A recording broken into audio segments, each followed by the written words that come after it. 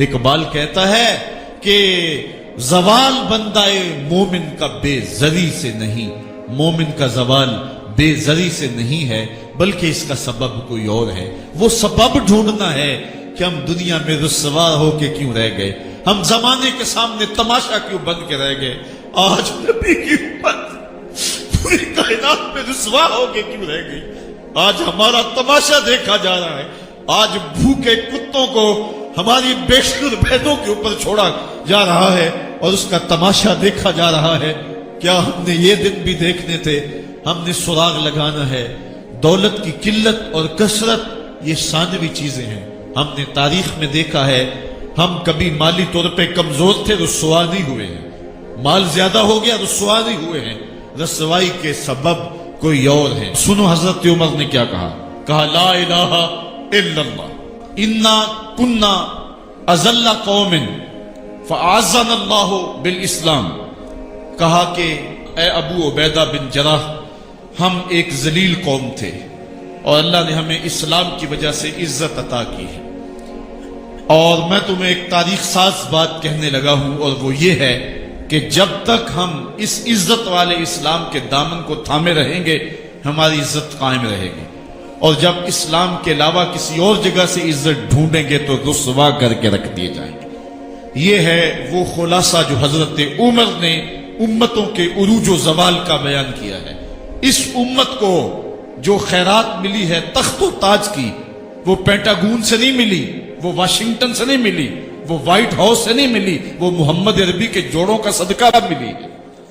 اس لیے جب ہم نے اسلام سے انحراف کیا، پاکستان حاصل کیا گیا تھا۔ پاکستان کا مطلب کیا؟ لا الہ الا اللہ۔ ہم نے اس نعرے کو چھوڑ دیا ہوا ہے، ہم نے انحراف کر دیا۔ آج ہماری نظریں مغرب کی طرف لگی ہے کہ تخت و تاج اس سے نصیب ہوتے ہیں، اور دنیا کے اوپر ہم رسوا ہو کے رہ گئے۔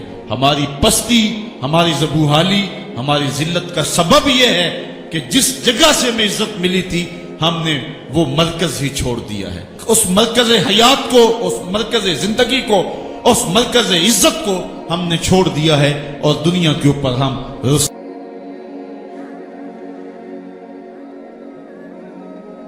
حضرت یحییٰ بن سعید فرماتے ہیں کہ حضرت عمر بن عبد العزیز کا زمانہ تھا اور انہوں نے مجھے افریقہ کی جانب زکوٰۃ وصول کرنے کے لیے بھیجا۔ میں وہاں سے زکوٰۃ وصول کی اور پھر میں زکوٰۃ لینے والے مستحقین کو ڈھونڈنے لگا، تو کہتے مجھے کوئی مستحق نہ ملا۔ پھر میں غلام پکڑتا اور اس کے پیسے دے کے اس کو آزاد کرواتا چلا جاتا۔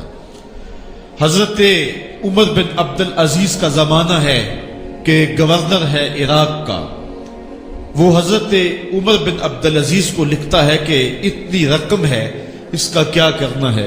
تو عمر بن عبد العزیز کہتے رقم لے کے یہاں نہ آنا، وہاں عراق کے لوگوں میں بانٹ دو، جو زکوٰۃ کے مستحق ہیں ان کو تقسیم کر دو۔ تو گورنر لکھتا ہے جو مستحق ہے ان کو دے دی، اب کوئی مستحق نہیں رہا تو میں کیا کروں؟ تو حضرت عمر بن عبد العزیز کہتے ہیں جو مقروض ہیں ان کا قرض اتار دو۔ تو کہتے ہیں کہ ہاں قرض بھی میں نے اتار دیا ہے، رقم پھر بھی بچ رہی ہے، کیا کروں؟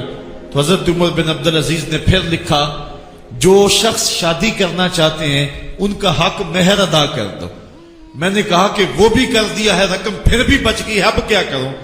تو حضرت عمر بن عبد العزیز نے مجھے لکھا کہ جو غیر مسلم ہیں جنہوں نے ٹیکس دیا ہوا ہے، جتنا ٹیکس دیا ہے اس سے دگنے پیسے ان کو قرضے میں دے دو، اور ان کو کہو جاؤ اس کا کاروبار کرو، کھیتی باڑی کرو، اور ساتھ انہیں یہ بھی کہہ دینا قرض کی فکر نہ کرنا اور زیادہ اس میں پریشان نہ ہونا، جب دے سکو گے دے دینا۔